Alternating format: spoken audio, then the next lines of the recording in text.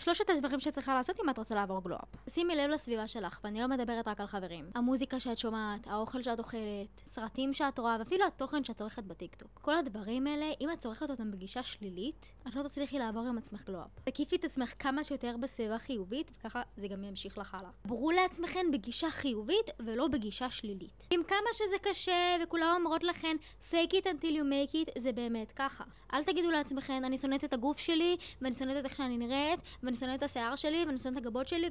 לא.